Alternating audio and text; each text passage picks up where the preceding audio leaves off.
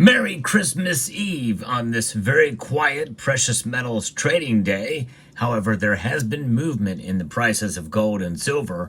We're going to go through that and the other factors that very well may make silver and gold trading in the coming week or so a little bit more exciting as we explore.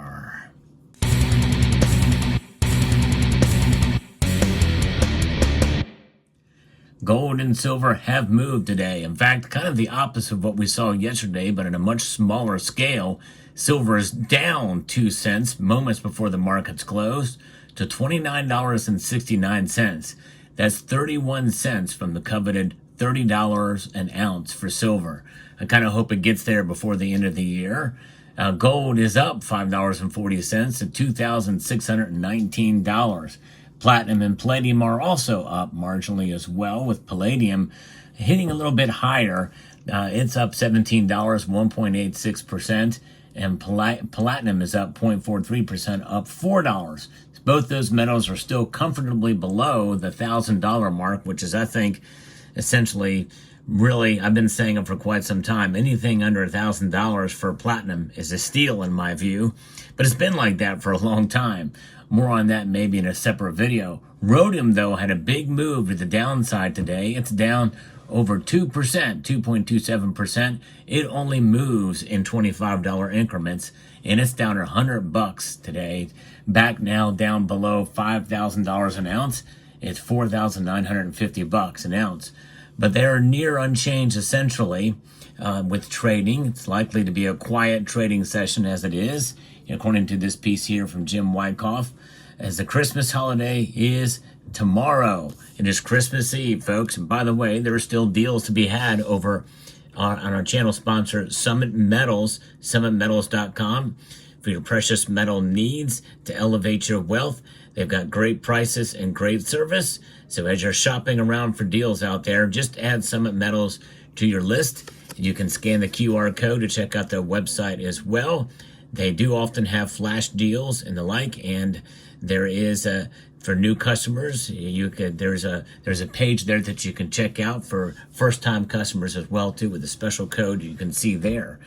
Nonetheless, gold and silver, they are. It's nice to kind of see them kind of hang in there in this realm, which means that likely they're going to hold on to much of the gains that they had accumulated since March of this year. And now, when we see what's going on not only in the United States with the precious metals market, we have to look at it through the lens of the dollar. This is why we talk about prices. The dollar certainly is under this inflationary pressure right now. It's losing value, but many U.S. markets, they have closed already today, and that's one of the reasons why trading is so light.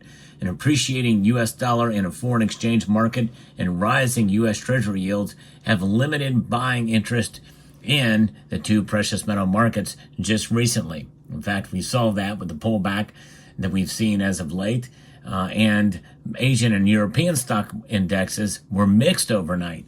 U.S. stock indexes are pointing towards mixed openings when the New York day session began, and of course now as I record this video, the markets indeed have reacted marginally as well too, with the Dow Jones Industrial up, NASDAQ and S&P 500 up, and of course the dollar index is up as well, and that's putting greater pressure on silver and then gold at this point.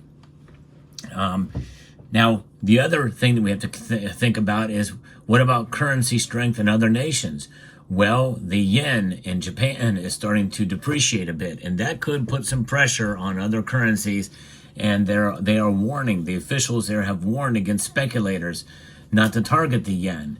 And we'll see if that's going to have an impact and move.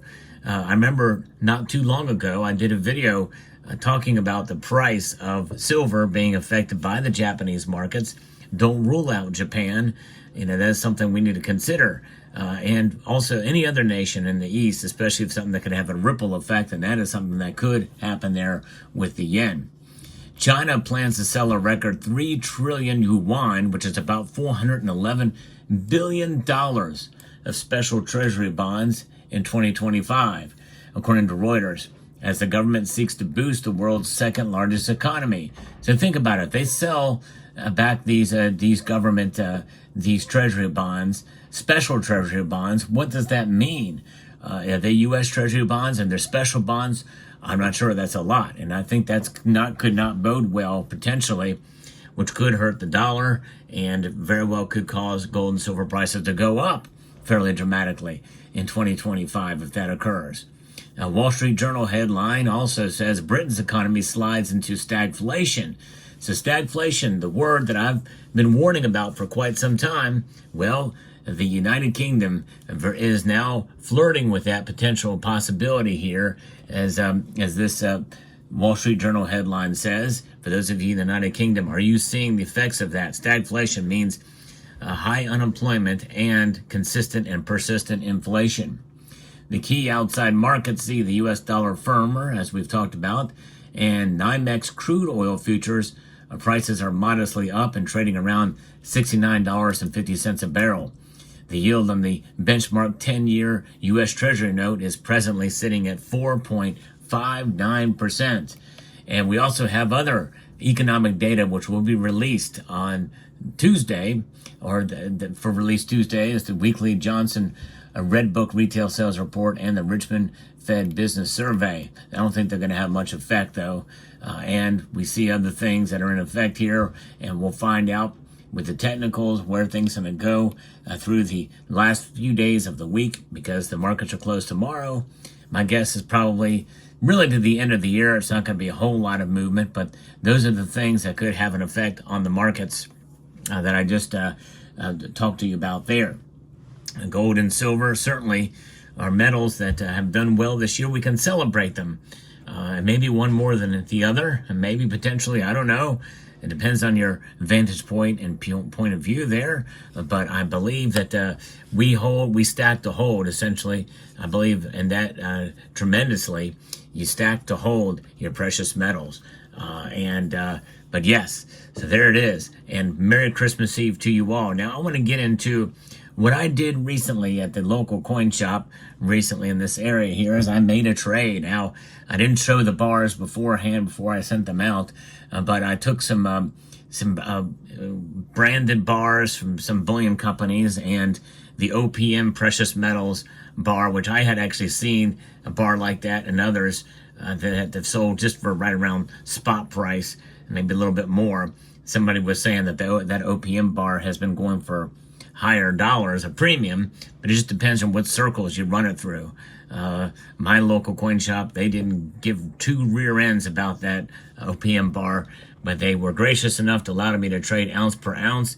They're all wrapped in plastic and were not very appealing, and some of the branded bars. So I traded 4 of those 10-ounce bars to replace those with what I'm going to show you right now. Let's pull this aside here and find out what I had that in, and we're going to show you what I traded for. Now, these are not, I already had all of these bars already, except for one, and I'm going to show that one last. I traded for 2 more of these. Very attractive, cool Nadir metals, really kind of cool. These 10-ounce bars are just kind of the nice loaf cast bars, Nadir, and this will make now the 3rd of these bars. I had 3 of them now. And of course, upon looking at this appears to look like it had been scraped, which is a little unfortunate there. When I made the trade, I just kind of picked it out there. I don't like that, but it's okay. It's still silver, still weighs 10 ounces. And these do have assay certificates too, which are nice. Be able to have that along with them. Essentially brand new in the plastic, which is nice to have. So showing those there, and 2 10-ounce bars there in the Nadir. And part of the reason why I do that too is these are a lot more attractive to look at than these wrapped thinner, flatter bars that you see out there. So part of it, I did it just for the channel to have to show. The next thing I did, I was not expecting to get, is another 10-ounce Royal Canadian Mint bar. These things are just really cool. And yes, it is in the plastic. I probably won't take it out of the plastic, but it's new, sealed in plastic. They just do a great job in the quality of these. They have sort of that specimen type finish to it, as you can see there. in the field in the background, and the Royal Canadian Mint logo with the one in the center being extra shiny and embossed there. And so yeah, just adding that to the portfolio, to the stack there, and you can see there's the Royal Canadian Mint. There are security features, although there's not a number in there, which it would indicate a year, like would be on the gold 1 ounce bar for the Royal Canadian Mint. But there it is, another 10 ounce bar here for the Royal Canadian Mint.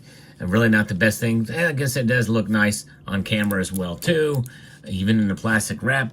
But this one I really thought was cool, and that is the IGR 10 ounce gold chunky bar. I really like the look of this thing. This thing is awesome.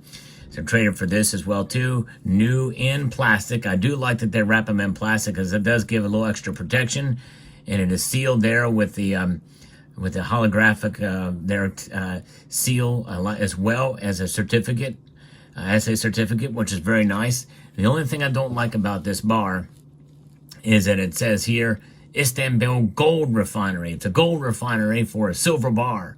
IGR. I wish they would have made a branded ISR, Istanbul Silver Refinery. Would have been nice. Separate the silver from the gold. But that's a very nice, I think that's kind of the perfect 10 ounce bar size. Not so fat and chunky that you can't stack them. You can still stack these, which is nice. I like that about it. And I'm just stacking it right there, and it looks good on camera. Another way to add to the stack there with silver. So there it is, and there's your market report for this Christmas Eve. I hope you found this video informative, insightful, and educational. Merry Christmas to you all, and a multitude of gratitude. And I want to encourage you to please rate this video, share it, comment, and subscribe.